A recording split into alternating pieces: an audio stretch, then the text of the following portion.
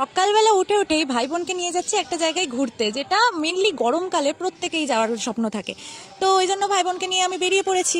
হ্যাঁ বাবা, অনেক মাস ধরে প্ল্যানিং করে তারপরে এই জায়গায় আসতে পেরেছি, কারণ আমার বাড়ি তো এই যে মুর্শিদাবাদ।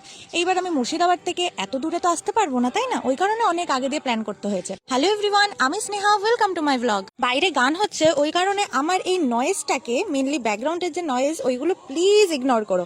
তো আমরা এসেছিলাম হ্যাপি ভ্যালি ওয়াটার পার্কে। আমাদের ওখানে ওয়াটার পার্ক থাকলেও আমি কখনো যাইনি, ওই জন্য আমি চেয়েছিলাম যে আমার প্রিয় মানুষদের সাথে আমি একটা ওয়াটার পার্কে যাব। তো প্রিয় মানুষের প্রথমত একজন প্রিয় মানুষের বাড়ি অশোকনগর, আর আমার আর একটা প্রিয় মানুষ মানে আমার বোনু, তার বাড়ি তো কাকিনাড়াতেই।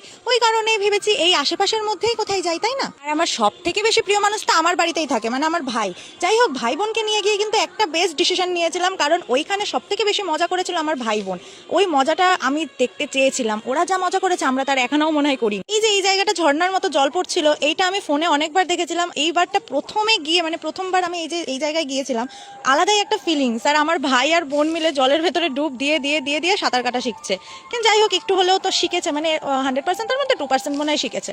আর ওখানে আমি জলে এত ভয় পাই, সেই জায়গায় আমি যে ওইখানে জলকে বন্ধু করে নিয়েছিলাম সেটা বুঝতেই পারিনি। হ্যাঁ, আমি জলে এতটাই ভয় পাই কারণ কি বলতো, আমি যদি জলের সামনেও থাকি না, মনে হয় যে জলে হয়তো আমার অনেক বেশি ক্ষতি হয়ে যাবে। ওই স্নান করা খাওয়া ছাড়া আমি জলকে সত্যিই ভয় পাই। কিন্তু এই যে আমার ভাই বোন, এরা তো অনেক সাহসী, ওই কারণে জলের ভেতরে যাচ্ছে, গভীরে যাচ্ছে, অনেকটাই গভীরে চলে যাচ্ছে। এখানে ভাই আমাকে বলেছিল জলের ওপরে একটু মারতে, আর আমি মেরেছি, আর আমার হাতে কি জোরে লেগেছে। আমার ভাইটা আমাকে প্রচুর জ্বালায়, ওখানেও জ্বালিয়েছে। তারপরে আমরা নাচ চলছে, আর ওখানে তো ঢেউ দিচ্ছিল। এই ঢেউটা দিচ্ছিল দুটোর সময় একটা, দুপুর 2টোর সময় একটা দিয়েছে, আর বিকেল 4টের সময় একটা দিয়েছে। দুপুর 2টোর সময় যেটা দিয়েছে ওইটা দেখে আমি ভয়ে পালাচ্ছি, আর বিকেল 4টের সময় যেটা দিয়েছে ওইটা দেখে আমি ঢেউয়ের দিকে বেশি করে এগিয়ে গিয়েছি।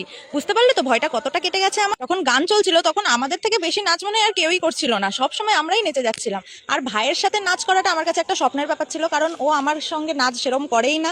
আর এখানে গিয়েও এতটাই মজা পেয়েছে যে আমার সাথেও নাচ করেছে। এরকম ভাবে এখানে মনে হয় আসাও যেত না, কারণ যদি না শুভজিৎ আমার পাশে থাকতো। কারণ শুভজিৎ আমাকে অলওয়েজ বলেছে, তুই যেখানে ঘুরতে যেতে চাস তুই আমায় বলবি, আমি তোকে নিয়ে যাব।